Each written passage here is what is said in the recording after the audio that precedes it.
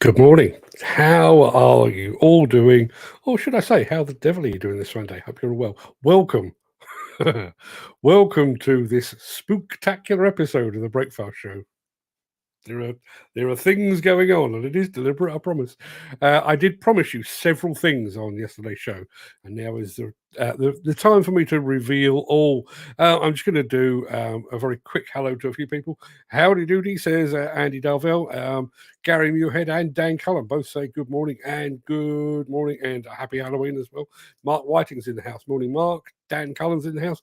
Andy Darvell. Ooh, spooky, yes, isn't it? Isn't it? Not really. Yes, I promised you several things yesterday. One of which was that I would be releasing the first, or no, I would actually be releasing the remastered version of the world's first and only Demolition ghost story, which is called The Girl in the Green Coat. If you have a look in the chat right about now, you should be seeing a link. You can download that and listen to your heart's content. That's the first thing. Make sure you listen with the lights on because, oh boy, it's not that scary at all, actually. Now, the second thing I promised you were a couple of dates for your diary, both related to upcoming evening events. So we're going to do our prediction show on Wednesday, the 6th of December. I had a quick look at our predictions from last year, and frankly, we didn't do well. I think I found 6 or 7 predictions we've made. Two out of 7. I think I will be checking a bit more closely between now and the 6th of December. And then precisely 1 week later, we will host our Dig Fat Quiz of the Year. That's going to be on Wednesday, the 13th of December. That means you have roughly 6 weeks in which to do your homework and get ready for the quiz, the Dig Fat Quiz of the Year. So that's 7 p.m. on Wednesday, the 6th of December for our prediction show, and 7 p.m. on Wednesday, the 13th of December for the Dig Fat Quiz of the Year. Now, without further ado, let me roll the intro, post the question of the day, and get this show on the road.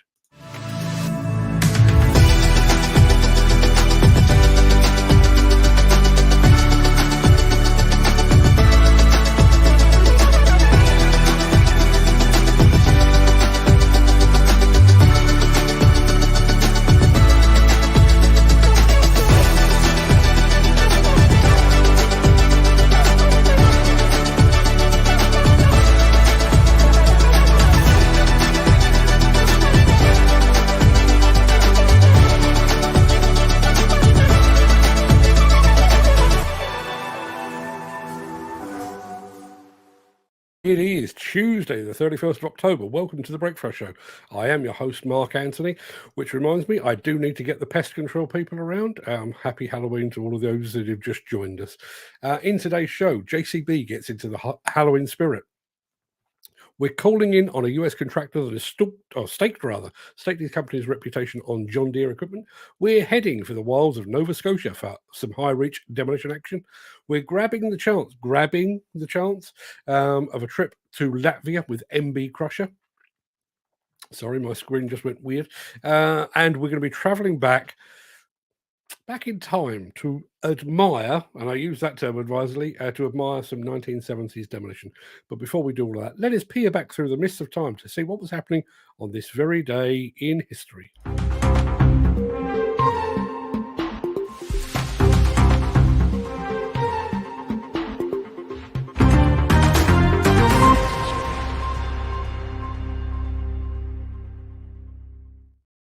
In 1918, Spanish flu hit the US. It would kill 21,000 people in a single week.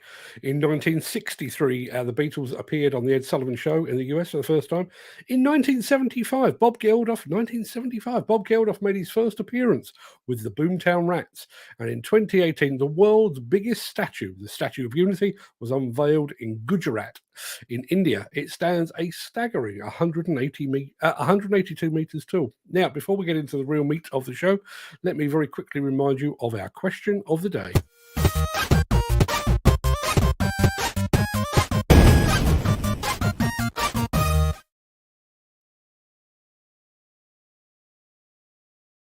Yes, our question of the day today is this. What is your favorite snack? Now, let me be clear. I'm not talking about your favorite food. No.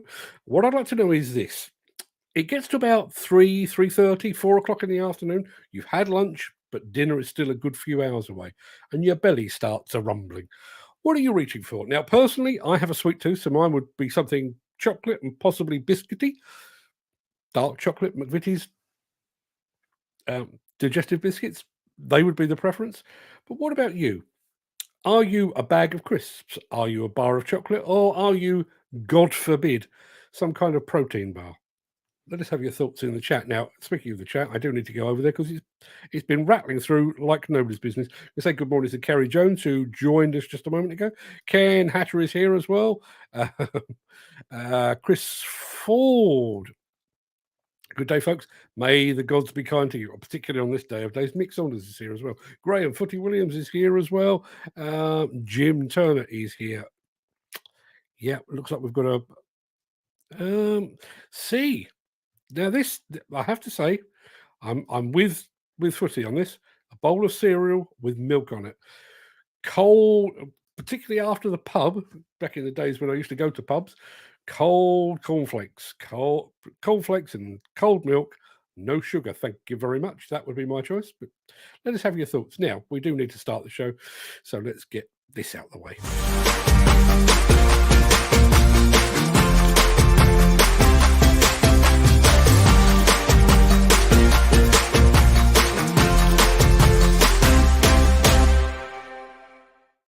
Whether it's Christmas, Easter, or Valentine's Day, you can always rely upon the marketing team at JCB to come up with something holiday appropriate. So when I started putting together today's Halloween show, I just knew they'd have something up their sleeve. And oh boy, didn't they?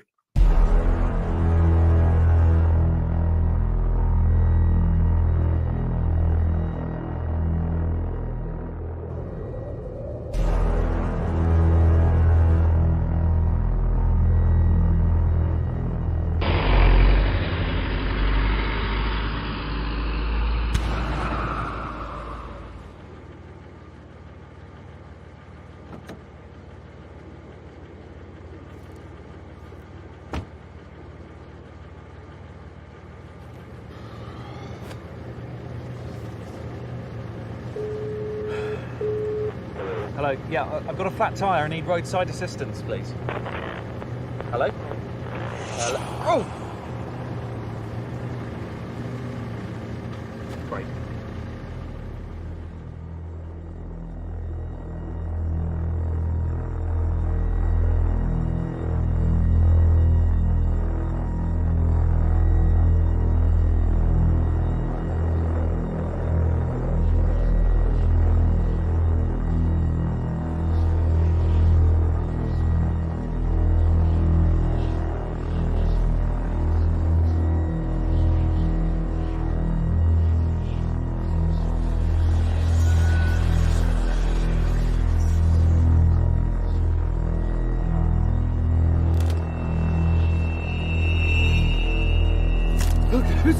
Who's that?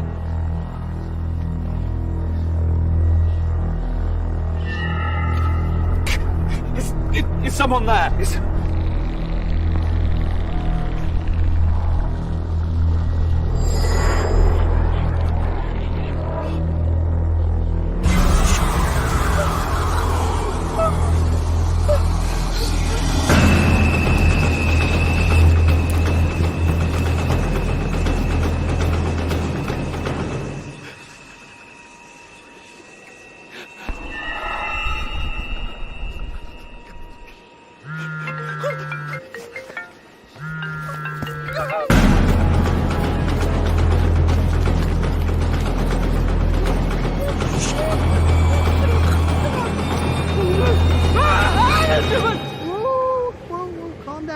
Calm down. I've tried ringing you. It's just a puncture. I'll get some stuff.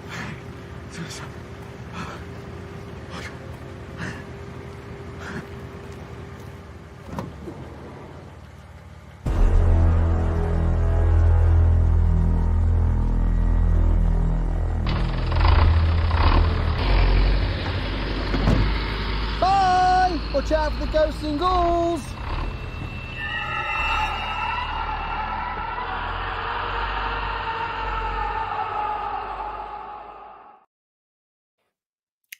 Well, I have to say, hats off to JCB. That was absolutely brilliant. Um, I guess that's what we've come to expect from JCB, really, isn't it? I hope you like our. I don't know. It seemed like a good idea at the time.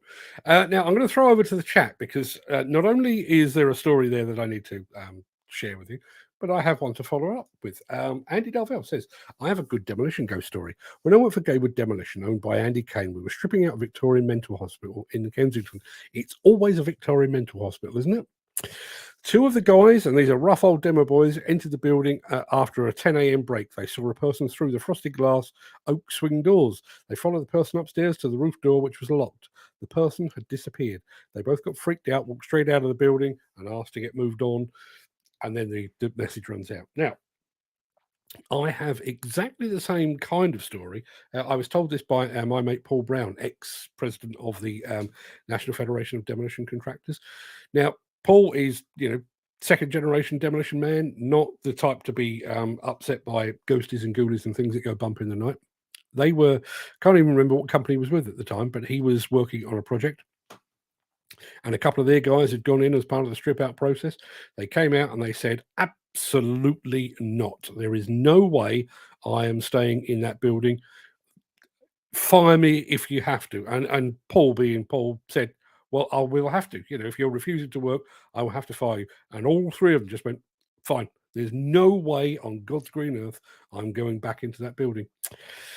Not entirely sure how that one all panned out. But yeah, I have to say, one of the things, if you get to listen to it, The Girl in the Green Coat, the demolition ghost story that I wrote a few years back, which we've now remastered and re-released for today, that was partly inspired by walking around partly demolished buildings. I don't mean when they're falling down, but when they've been stripped out.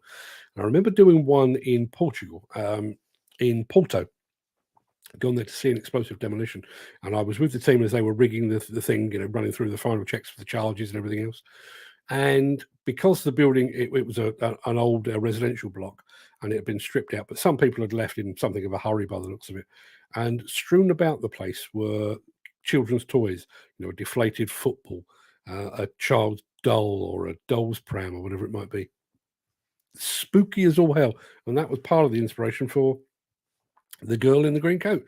So if you fancy listening to that kind of thing, go and do so. But JCB, cracking job, people. Love it. If you are enjoying this episode, please consider supporting the show. You can leave us a tip at buymeacoffee.com/demolition news. John Deere. John Deere's video department has been even busier than usual this past week or two, with several new films from them tucked away, but just ready to unleash on an unsuspecting Breakfast Show audience. And we're going to start, I think, with this one.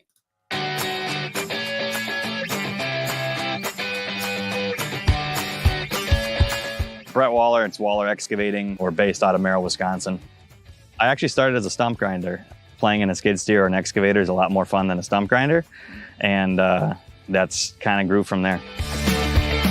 We don't have a ton of extra guys. We don't have a ton of extra equipment. So having a dealer that, if something is down, fixes it right away or gets us a solution is worth a lot to us. I always like John Deere equipment, but then it kind of sounds cliche, but it comes down to dealer support. About 2 years ago, we put John Deere Protect on the 200G when we bought that. JD Protect is more than a preventative maintenance plan for us. It's an investment in our company's future. It's peace of mind from trained professionals that know what they're doing to keep us up and running. So every service interval, the machine goes back to the dealer, gets everything that's needed for that service interval done, oil changes, air filters. The dealer does it, performs their inspection and check over the whole machine. They do fluid samples. I'm an excavator operator and a business owner. I'm not a mechanic. A certified tech at their shop knows exactly what they're looking for. They just know the machines 10 times better than I do. They are a trained set of eyes to look over the machine to make sure that nothing else is going wrong as they're doing a service. If I can send my machine to a dealer to get done professionally and quickly, it's going to be a lot faster than what we could do it ourselves, and it's going to be done right. We have a limited time in Wisconsin for work to be done. And I'm a firm believer that when our dealer looks at our machines and services our machines, they're going to run better and they're going to keep us moving. Part of our JD Protect program is we get John Deere parts, John Deere filters, John Deere fluid. For me, it's just an extra level of care that I think will prolong our machines and keep our uptime going. So the dealer monitors our hours for us on Ops Center and checks and says, your machine is at 100 hours to its next service. So they monitor it all for us and we don't even have to watch it really. They kind of take care of it for us. It works phenomenally when the machine is in the shop, they notice a problem or a potential problem, fix it while it's already scheduled to be down so that we don't have it back out on site, run it for 2 days and have a bigger issue. John Deere Protect on our operating costs has been one of the selling points from the start for me. I know exactly what that machine's gonna cost me for the next 4 years. It's worth its weight in gold.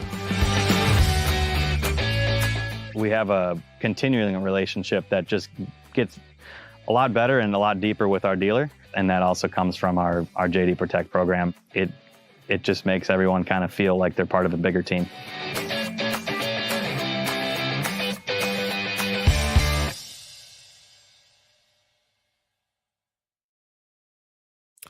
Looks a great operation, right? And I know what they say about putting all your eggs in one basket, but when that basket is made by John Deere, I think you'd feel a little bit more reassured. Now, I realise it is the day for these things. I'm going to throw over to Mick Saunders. Remember working in the old Dulwich Hospital for Percy Partridge, stripping asbestos in the mortuary. My brother-in-law walked in and asked who I had with me. No one, I said. Then who is that behind you, he said. I turned round, no one there. I turned back and nor was my brother-in-law. And he refused to come near the mortuary all through the job. I can believe that. I did actually wander into a mortuary in Sutton Eye Hospital. Well, it is an eye hospital now. It was just Sutton General Hospital at the time. Spooky as all hell. They really are. And I'm sure I've told you my ghost story in the past. When I was growing up, we lived in a flat. The flat looked out over a railway line, over a field, and there was an old hospital, been there for hundreds of years. But it was a hospital that was largely run by nuns.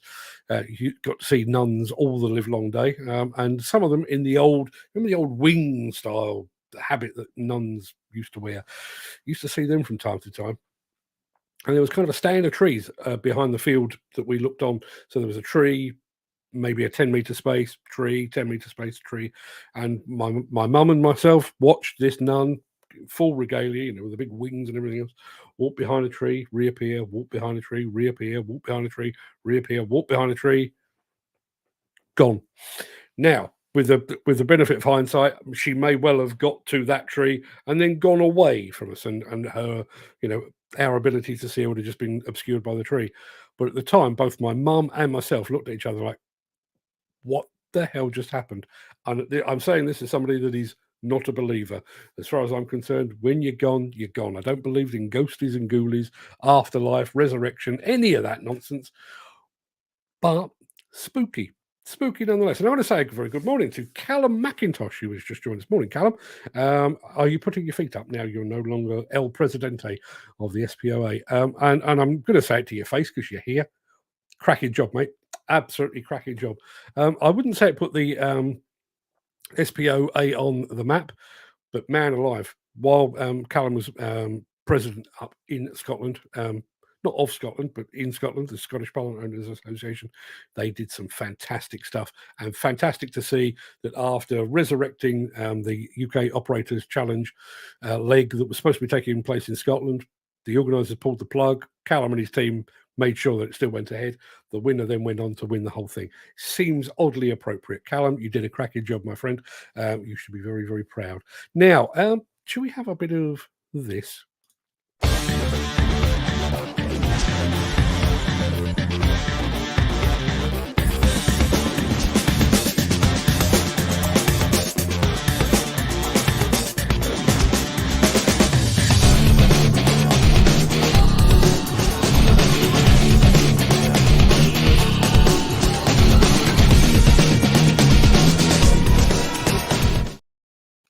Over the 3 and a bit years that the Breakfast Show has been in existence, we've brought you footage from far-flung destinations around the world. But if memory serves me correctly, I don't think we've ever been to Nova Scotia before. Well, it's time to tick that off the map.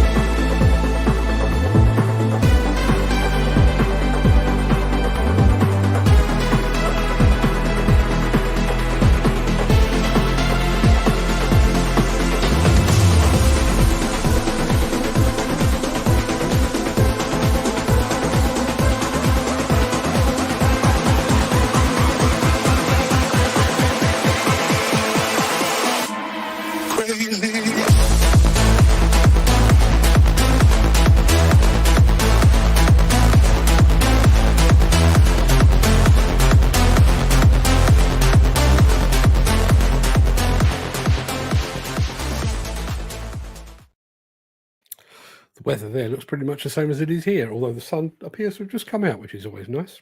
Since the finance bill came into effect in April, the construction industry has seen a surge of fuel thefts. The rising cost of living has placed an additional risk of theft by employees and contractors, as well as opportunistic thieves. By using diesel dye and placing warnings of its use, you are sending a clear message that this is your fuel.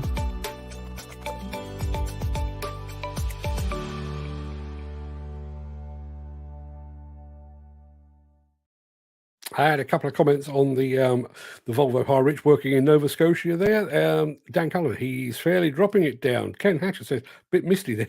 It certainly is. Graham Footy Williams says, love it. Andy Darvell, who has to do these sort of things. Messy old building, though. I bet the clean-up machine driver is crying watching the High Ridge up, dragging all that off. Yeah, I bet he is. Callum McIntosh says, thanks, starting to get a little time back, but still doing my bit to help industry improve with machine control training, higher achievers and training and women in plant event all next week. I think I have Friday free for attachment hire and sales.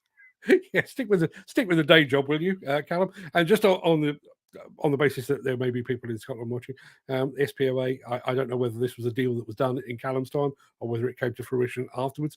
They now have a plant simulator from 10-Star at their disposal to help push the training up north of the border. So hats off to Callum if it was his idea, hats off to SPOA for delivering, whoever made it all happen. Now, our next stop takes us all the way to Latvia. Never been there personally, and as far as I can recall, neither has this show. But fear not, because we're travelling in the company of our show sponsor, fine folks at MB Crusher.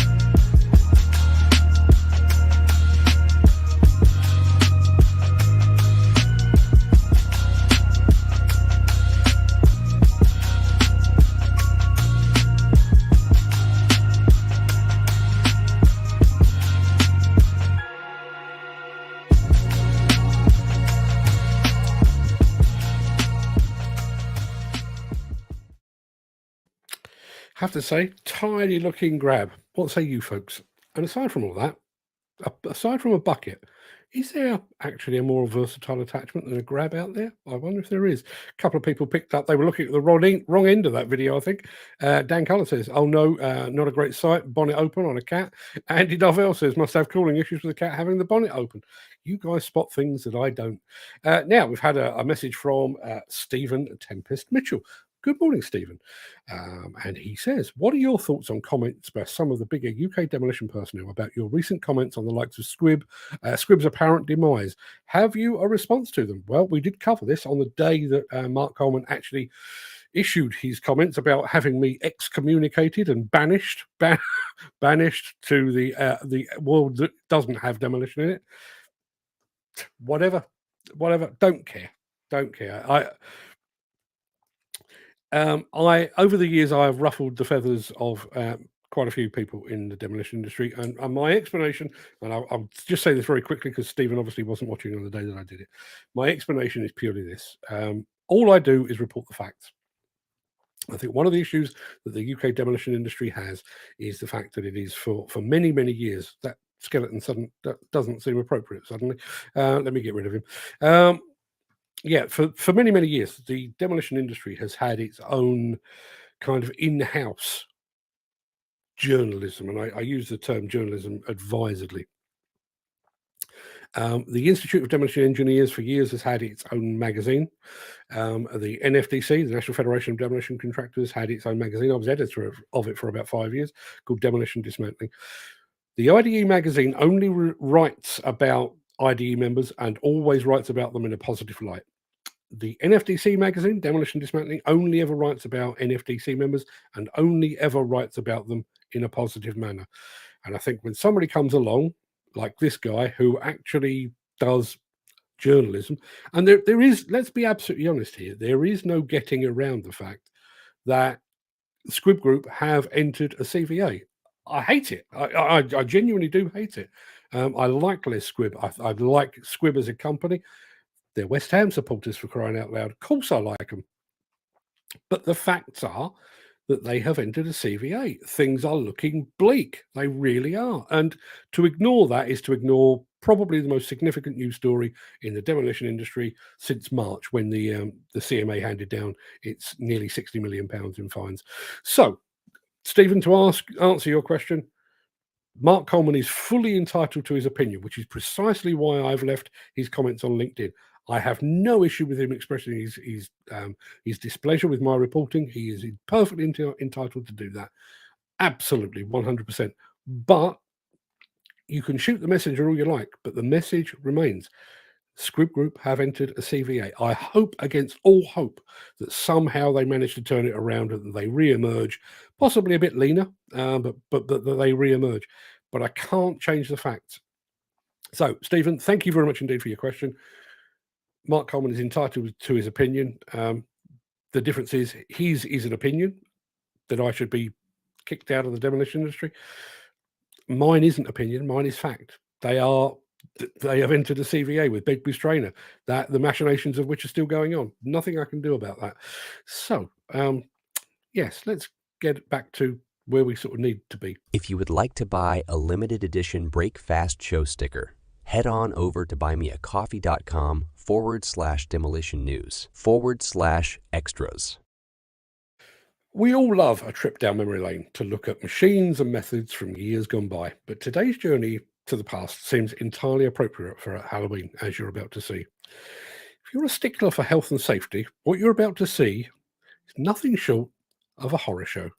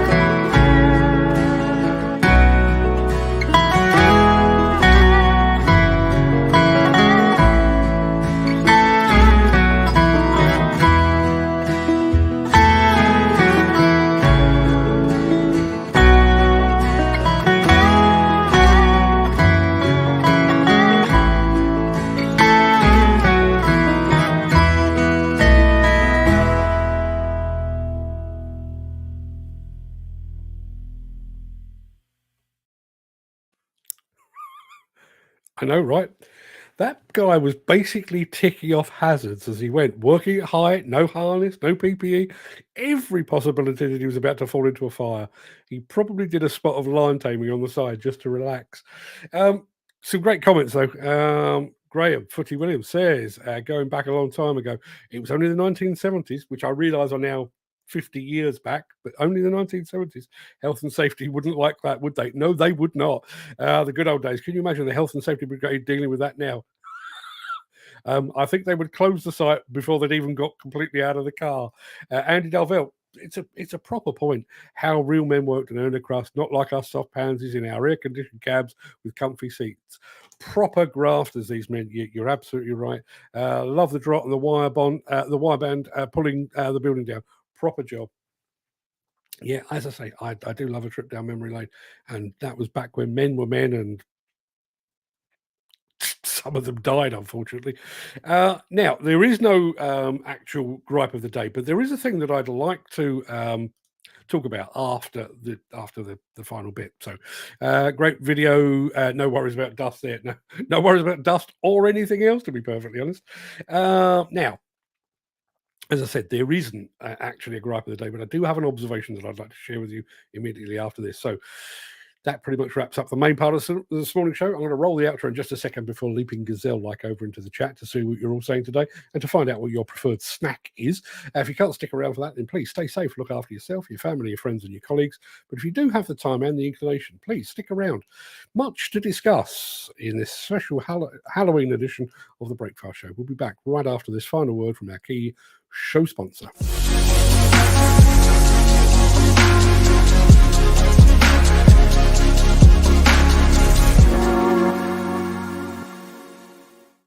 Now, let's get some music in the background.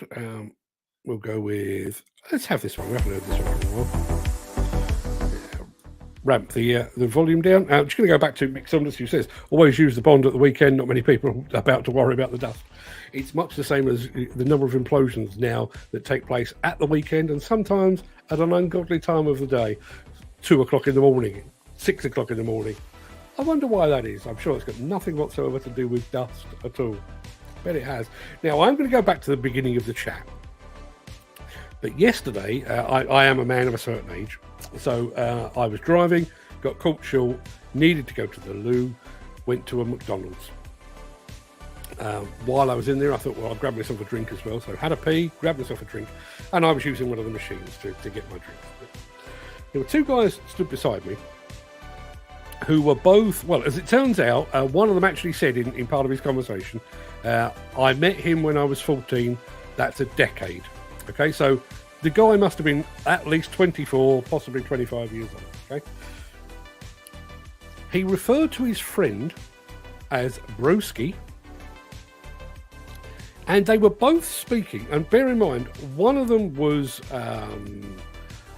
I guess, vaguely Mediterranean looking. The other one looked about as British as I do. And they were using this really weird kind of dialect. Yeah, I knew him for a decade, innit, broski. I realise slang exists. Listen, my father had a slang all his own, loved him for it, no problem with that whatsoever. I grew up in South London. I have a slang all my own. I have no issue with it. But looking down the chat, right, so I've just seen a comment from Gary Muirhead. Gary Muirhead is a Scot, and guess what he sounds like? Yes, he sounds like a Scot. I can prove it to you in a minute. I'll tell you what, I'll prove it to you now. This is what somebody from Scotland is supposed to sound like. Hi, I'm Gary Muirhead, and you're watching The Breakfast Show. Yeah, The Breakfast Show. Hi. Gary, that's nothing like Scottish, but Gary sounds like a Scot. I've met Ken Hatcher a couple of times. He's from Wales. What do you think he sounds like? Yes. He sounds like he comes from Wales. I come from South London, and try as I might, I cannot be Hugh Grant. I cannot be Stephen Fry. I sound all the time like I come from South London.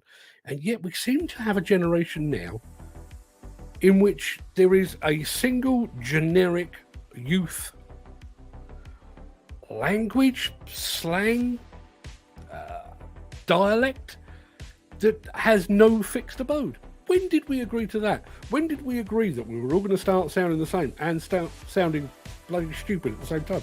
When did that become a thing? A thing rather. And there's a Tesco Express near me, and this is no word of a lie. There was a guy in there. He was probably 21, 22 years old. Hat on, baseball cap on back to front, because as my friend Larry used to say, baseball hat, total twat. I realise I'm wearing one, but I'm doing it for a reason, because I'm a total twat, basically. But he was on the phone to his friend, and he said, "I'm in Tesco's in it. Ain't no ute in here. Ain't no ute in here." Which I think means there are no young people in here. Ain't no ute. What the hell? Right, now I've got that off my chest. That'll teach me not to go to McDonald's, even if I'm busting for Ollie. Going back to the beginning, here we go. Dan Carr. Morning. Morning! Is that Irish? Just going back to what I was saying, I've met Dan. Dan! He's Irish. Guess what he sounds like? Yeah, Irish. Shocker. Good morning, Dan. And he says, happy Halloween, as does Gary Muirhead, although Gary did it with a Scottish accent. Morning, Mark. Morning, gang. Happy Halloween, everyone. Yeah, happy Halloween indeed. I have to admit, I don't even buy into the whole Halloween thing. I realise it's an Americanism. However, well, it does give me an opportunity to roll out stupid stuff like this. Why the hell wouldn't you? Yeah, let's go back to the comments. Where are we? Howdy doody, everyone. I reckon I should start using that. Start each show with a howdy doody. Mark Whiting's here as well. Morning, Mark. Andy Darvell then says, "Oh, spooky," because I have eyeballs on my screen. And there's Gary Muirhead saying, "Morning, Dan. If you would like to hear a properly spooky story, it's not the girl in the green cot, as it says there. It's the girl in the green coat, all remastered. I wrote it and recorded it about 8 years ago, I think it was, but did it on an old microphone. Sounded pretty crappy. We've now remastered it to bring it right up to speed. And I have to say, as part of the remastering, I listened back to it. Not the whole thing, but I know how it turns out. And there is a bit, literally the payoff. And Fred did the sound effects on it and everything else. The payoff for it actually gave me chills, and I mean that. And this is not me bigging up my own ability with the written word. This is purely Fred. Actually gave me goosebumps. See what you think.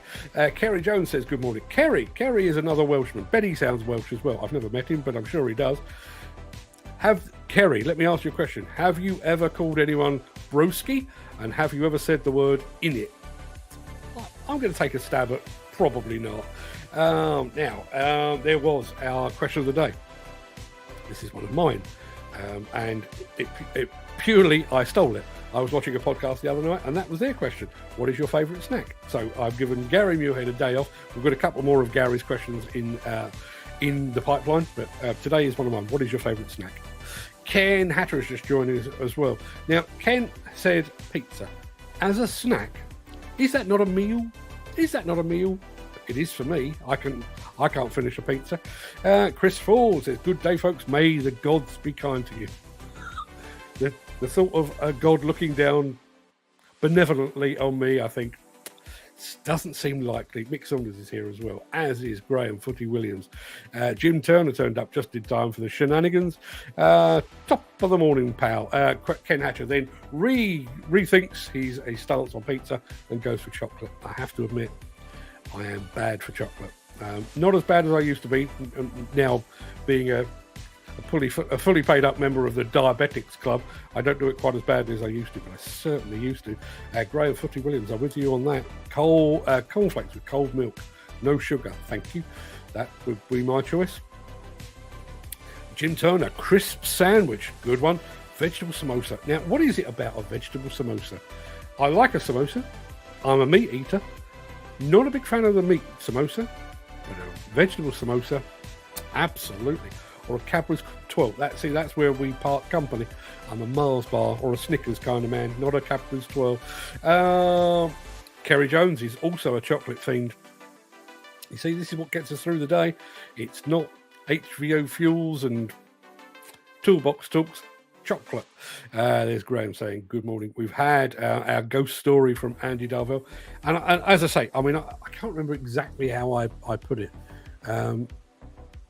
In The Girl in the Green Coat, I actually use a phrase, I think it's something like,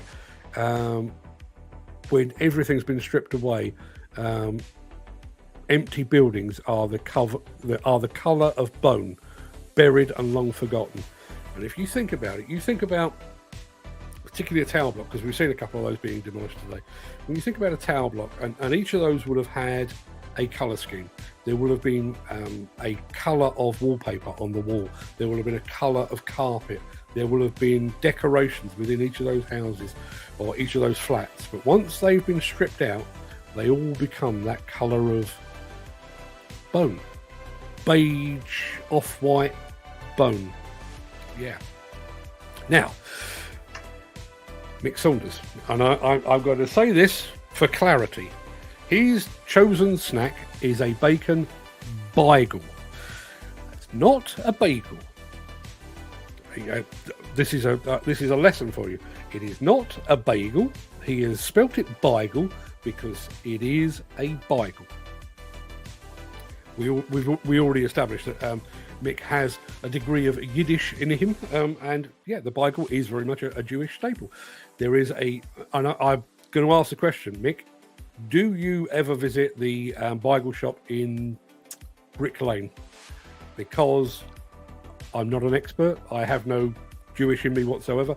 But in my opinion, the bagels from and I'm fairly sure it's just called the Bagel Shop in Brick Lane, one of the greatest things I've ever eaten. Personally, I'm a salt beef person, but the bagels. And whenever I get myself in Brick Lane, a bag of them come home with me and they go in the freezer, though not generally for very long. Bacon bagel. Good call, Mick. Chris Ford says, if it comes in a packet, roast beef ridge cut crisps. Good call. If it's in a bar, it's got to be a Mars bar. Yes, Mars bar, particularly fishing. Mars bar is fantastic for fishing. If it's between bread, got to be bacon and eggs. See, now, I can't do both. Isn't that weird? I love a bacon sandwich. I probably prefer a fried egg sandwich. Brown sauce, if you don't mind. But I never, ever, ever think about doing them both together. It's either one or t'other. Mainly, I think, because I end up with most of the egg down my chin and then quite possibly down my shirt as well. But yeah, I'm with you on bacon. I'm with you on egg. Just personally, not together. Dan Cullen, what kind of monster are you? Spaghetti sandwich and oat milk tea, I'm guessing that is. A spaghetti sandwich. If there are any Italians watching right now, I apologise for our Irish friend who is putting spaghetti in a sandwich. Does that not all spill out? Am I missing something? Graham says, no internet, can't do nothing. Signal structure again. My apologies, not much I can do about that. There's Mick Saunders with his tale of the old Dulwich Hospital. Yeah. Disused buildings, and particularly disused mortuaries, about as spooky as they come. And I realise a lot of it is down to your own head playing tricks on you. I went to a school called Sutton West. Not surprisingly, it's in Sutton, the west thereof. Literally seconds of thought went into the naming of the school. And there was a bus stop. This is before they pedestrianised pretty much the whole of Sutton. So you would take the bus down to Sutton, and us kids would walk through a path through an old graveyard, and it was a very, very old graveyard. I don't think they'd seen a burial there in about 100 years. It really was a very old one. And we'd walk through there every single day without batting an eyelid. Not a problem at all.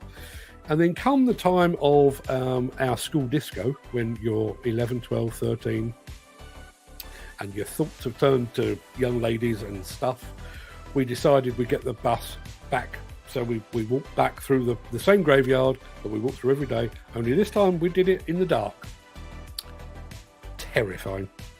And it's just your brain. That's all it is. Great video. Well done, John Deere. Great looking kit. I absolutely agree. And there is another of our Scottish heroes, right up there with Gary Muirhead and Rabbie Burns and Callum McIntosh. Good morning, everyone. Top of the morning to you, sir. Andy Dovell, good morning, Callum. Tune, says Dan Cullen. Thank you very much. Cracking high reach. Love a 480 with a big arm on. Yeah, I have to say, I do like me a Volvo high reach. Not even bothered what number it's got on the side. Do like me a Volvo high reach. Bit misty there. Yeah, Nova Scotia. It's a long way up. Love to go there though. Mainly for the fishing. Love it, says Graham Williams. Messy old building though. I bet the clean-up machine driver is crying watching the high reach machine up dragging all that off. There may have been words at lunchtime, I think. Let's have a look. Jim Turner says, fair play. Stephen Tempest Mitchell.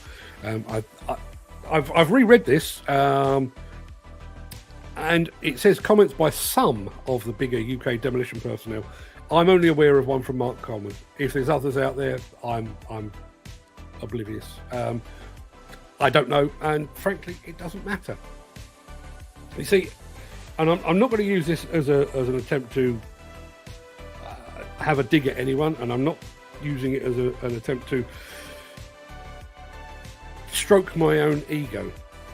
But back in the day, I mean, bearing in mind I was the editor for 4 or 5 years. I ran the NFDC magazine, Demolition and Dismantling. I was the editor, what do we call him? The executive editor, I think, with David King. And together we put together a magazine. We published it 4 times a year. It always made a profit, and so on down the line. That magazine, to the best of my knowledge, that magazine no longer exists. It's no longer published. It doesn't exist. It's basically slipped away to nothing. At the same time, Demolition News and the stuff that I do on Demolition Insider, our viewership has gone up and up and up and up. It never takes a backward step. We never lose subscribers. That's not true. We do lose subscribers, but we always gain them at a faster rate than we lose them. So while the NFDC's magazine has gone, I think the IDE magazine kind of comes out when it feels like it. Ours, you know, with this show, with Demolition, demolitionnews.com and with Demolition Insider, we just keep growing and growing and growing. And I realise part of that is accessibility, the fact that we don't have to print our magazine and everything else. But I'm absolutely, I'll stand by this. I swear blind that the reason that we have survived and that they haven't is because there is more of an appetite for reality than there is an appetite for false optimism. It's tough out there. You know, there are demolition companies right now that are struggling for work. There are demolition workers out there who are struggling to find employment. And as I've already said, there is a CVA against Squib Group at the moment that could well see them go out of existence after 75 years. I would hate for that to happen. I am praying that they will make it back from the brink. But that is the absolute reality. And to try and tell the story in any other way is disingenuous. That's my point on it as well. A couple of comments there on the cat having its bonnet open over in Latvia. You ruffled feathers, but you're still here and standing strong. Listen, I think that's one of the other issues that we have here. The NFDC magazine, apart from when I was there, it's never been produced by a journalist, not ever. Other people have had a go, sort of marketing people, photographers, graphic design people, but they're not journalists. So that, and the Institute of Demolition Engineers magazine, exactly the same. The only one that is actually produced by an actual journalist is this demolitionnews.com, the Demolition magazine as it was, this show, an actual journalist doing it. And there is an appetite out there for that. And I just as a slight aside, now I'd be interested to get your thought on this. I wonder if our continued success and our continued growth is actually kind of a backlash. When you think about social media these days, particularly when you think about visual platforms like Facebook and Instagram, you are generally presented with a polished version of reality. You know, here I am stood with my brand new car and my lovely house and my supermodel wife and all that kind of thing. And we all know that's nonsense. We all know that's bollocks. And I just wonder if this constant bombardment of pristine demolition excavators that don't have a speck of dust on them anywhere, that they're always operated by a professional wearing white gloves and every item of PPE known to mankind, we all know that's not real life. And I wonder if that's partly why we have continued to thrive while others have struggled. I wonder. I was talking about PPE, the good old days. Could you imagine 1970s? And I realise the 1970s are now quite a long way ago, even though to me they feel like pretty much yesterday. It was when I started in high school in 76. So that was how demolition was being done when I started at high school. Don't really remember it, but you get the idea. Let's have a look. Great video. No worries about dust there. No, Mick Saunders says, always use the Bond a weekend. Not many people about to worry about the dust. Indeed. No dust, no fuss. That's us. It's Andy Duffield. Don't forget the Brussels sprouts with the chocolate tonight. I wouldn't be so cruel. Mainly because the children of today wouldn't be content with egging my house. They would probably slip petrol through the front door. Gary Muirhead is a crisp man. Going back to our snack preference, he is a crisp man. He is quite clearly savoury. Saunders, try and have a conversation with a fella from Connemara. Is that Connemara? It sounds Irish to me. They all want to be black or Essex sounding. It's unreal the amount of people I hear sounding like those. As I say, I mean, let me be absolutely clear here. I'm not decrying slang or dialect. I have both. And when I go back to London, either to visit family or more specifically when I find myself watching the mighty West Ham, although they're not feeling particularly mighty at the moment, I do find that my London accent comes out a lot more. As I say, particularly when I'm hanging out with family. I have no issue with that, but it was kind of a badge of identity.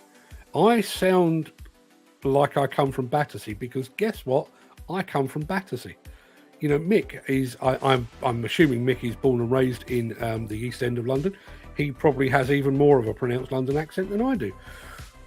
I know he does. I've spoken to him. He does. He has a more pronounced London accent than I do. Gary sounds like he comes from Scotland. Kerry and Ken both sound like they come from Wales. But we seem to be heading for this one homogenised, single dialect, single form of intonation. So in 10, 20, 30 years time, we will be able to point at a guy and say, or a woman and say, I bet they're from Glasgow, Newcastle, Liverpool, Manchester, London, Bristol, whatever it might be. I don't think we will. A ute. I just realised where you were going with that. Yeah, this is ain't no ute in here, he said. A ute is an Australian pickup. Strange, I've never seen any pickups in Tesco's either. Neither have I. Good morning, Mark, says Mick Norton. Dan Cullen says, believe it or not, there's a few times I've been called Welsh or Scotch. Scotch by many people. Oh, I bet that even that's ruffled feathers, being called Scotch. That's a drink, damn it. Question of the day. My favourite snack is a packet of crisps. Something like a pack of salt and vinegar discos. Oh, salt and vinegar discos. Every once in a while, have you noticed this? Every once in a while, you get a salt and vinegar disco that basically makes your face look like you've had a stroke. It makes you go slightly twitchy and one of your eyes closes. Yeah, I'm with that. Mick Norton. Paprika crisps with a pickled egg. We've talked about pickled eggs before. I've eaten one in my entire life as a dare because I'm southern and we don't do those things. They exist, but we don't do. All right, I must revisit the pickled egg because I remember doing it as a dare. Oh, I bet you won't eat a pickled egg, and I ate it and I remember thinking that wasn't too bad. Mainly the pickled flavour I was a fan of. Andy Darvell says, I love taking down flats and tower blocks. Once you take down the outside wall and open up the colours inside of all the different rooms, a lovely patchwork quilt. You're absolutely right. It is like a patchwork quilt until that's stripped away, and then it all becomes one, doesn't it? I'm going to go to the end of the chat for quickly. Who likes a pork scratching? I like a pork scratching, even though if if the meat option on a menu is pork, I'll go vegetarian option. I don't like pork, never have liked pork. Like bacon, quite like ham. Don't like pork, particularly roast pork. Don't have a pork scratchings, absolutely. And does anybody else remember when occasionally you'd get a pork scratching that had hair on it? I don't mean hair from the manufacturers, I mean actual pig hair. Does anyone remember that? That was a thing. Much like, does anyone remember getting pork chops with the kidney still attached? Does anyone remember that? Let's have a look. Mick Saunders. I do, and this means that he does go to the Bagel shop in Brick Lane, but I prefer to go to Golders Green. Used to be a good one in Stamford Hill. As for the New York bagel, you can stick that where the sun don't shine. Now, listen, I have no issue with New York bagels. I quite like a New York bagel. I particularly like a plain New York bagel with peanut butter. That's not the same thing. That's like comparing jam and bacon. One is a sweet thing and it's designed to be a sweet thing. The other is a savoury thing. And personally, given the choice, I'm a bagel all day long. But Rinkoffs are still baking in Valence Road and well worth a visit. Valence Road. Where is Valence Road? I need to pay that a visit. Just to be absolutely clear, I mean, I don't go to London anywhere near as much as I used to because most of my family now no longer live there. But I do go back, and I have to say I do quite like the foodie journey. And I don't mean going to Camden, although I love Camden and I love the food in Camden, but I do quite like the idea of going back to the bagel shop, to the pie and mash shop, to the jellied eel store, and all of those kind of things. And I'm sure every bit of the country has exactly the same. Yes, Connemara is outside of Galway. Try talking to a Cork man. To be honest, I'll be absolutely honest here. I will say exactly the same about some particularly Glaswegians. I need, and I'll say exactly the same about Geordie's. I kind of need half an hour, and then my brain does a kind of a clicky thing, and then I'm on. I don't think I've ever met anyone from Connemara, but once I get into the way that they're speaking, and the rhythm and everything else, I'm usually okay. But I'd like to try that, and I'm sure I've mentioned this before. I did mention it before about my ambition to go around the coast. I think it's Northern Ireland, isn't it? Go to Coney Island, do all the places described in the Coney Island song by Van Morrison. Callum McIntosh says you're doing a great job of reporting the industry as it actually is. It's not sunshine and lollipops 7 days a week. It's important that the public, the operatives, and the people planning and entering the industry or starting their own business know the good and the bad points. Yeah. Well, that's my take anyway. And let's be absolutely honest. I mean, I think we could lose the whole Halloween thing now. If I were to turn up here every single day of the week and start, it's all great out there. Everyone's fully employed. Nobody's been injured. The mental health crisis has gone away. We're now treating women, ethnic minorities, and LGBTQ people with the respect that they deserve. Everything's right with the world. How bloody disingenuous and how dull would that show be? You know, because you guys live in the real world. You would know. You would know. Callum McIntosh says, Scotch! If I wasn't busy chucking haggis, I'd go on a rant about that. Yeah, I can imagine. I can imagine. Andy Darvell, I think, is possibly a thumbs up on the old pork scratchings. Footy Williams, packet of hula hoops. Yes, a packet of hula hoops. The big ones, please. Has anyone had the big ones? The big hula hoops? Oh, they're a treat. There's nothing worse than hearing a young person saying "in it," or "you know what I mean" in every sentence uttered. Totally agree. Question of the day. My favourite sandwich.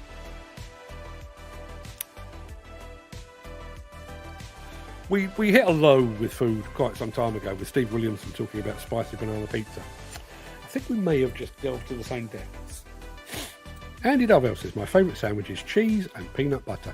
Got to be a mature cheddar though, none of the mild crap. You are putting cheese with peanut butter. Now, I will say that I was once introduced to cheese with honey. That's special, particularly blue cheese. If anyone's ever tried that, blue cheese and honey, fantastic. But what was going through your head the first time you did that, Andy? When you were stood there with a couple of pieces of bread and you've got some cheese, and you thought, should I put some mustard in this? Should I put some mayo in it? Better still, should I put some Branston pickle in it? And you went, nope, not for me, and reached for the sunpat. What was going on there? Who hurt you, Andy? Who sent you down that path? My Mrs. Horse is a Connemara. Is that a type of horse? I did not know that. Graham Footy Williams. Is it going to be cheese? It's got to be very strong cheese like Parmesan. Do you like my Parmesan? And your wife or the horse? Blue cheese and horseradish. Blue cheese and horseradish. Wow, that's a forceful mouthful and no mistake. No idea how we ended up here. I think that will do us. Don't. Andy Darvell says, try my sandwich, Mark. You never know, you might just like it. Sweet and savoury together is bloody lovely. Now, I don't have a problem with sweet and savoury. I'm a huge fan of hot and cold together. You know, the old hot apple pie, cold ice cream. Love a bit of that. I may do it as a dare. I may actually go and have a cheese and peanut butter sandwich. Wouldn't it be awful if I came back and said I've tried it and it's wonderful? Oh, I'll never live it down. Don't forget, 6th of December, we are going to be doing our second prediction show. First 10 minutes of it, we'll be looking back at all that we got wrong from last year. Most of it, I can tell you. And then we will devote the rest of the show to trying to make up our predictions for 2024. And then on the 13th, that was at 7 p.m, by the way, on the 6th, at 7 p.m. on the 13th, we will be doing our Dig Fact, that's a dig with a D, Dig Fact quiz of the year, looking back over 2023, asking lots of questions and hopefully giving away a few prizes as well. Andy Darvell says, I'm going to love it. Yeah, I'm not so sure. Carefully cheese with watercress. Anything with watercress. Do love me a bit of watercress. The more peppery it is, that's where I was going. The more peppery it is, the better, I say. Mick Saunders, right, the hound's licking what he shouldn't. Time to walk the sod. Stay safe, fellas. I'll catch you tomorrow. Go have a Bible with my best wishes. Stay safe, guys. Says Andy Darvell. Have a good one. You too, my friend. Thank you for your contributions today. We'll be back tomorrow with more of the same, although without silly stuff like that. That fella there. Do you see him? We'll do away with him tomorrow. We'll put him back in the box. Everybody, go and have a fantastic day. Look after yourselves. I realise it's supposed to be scary out there today, but don't make that work-wise. Look after yourselves. I'll see you tomorrow. All the very best.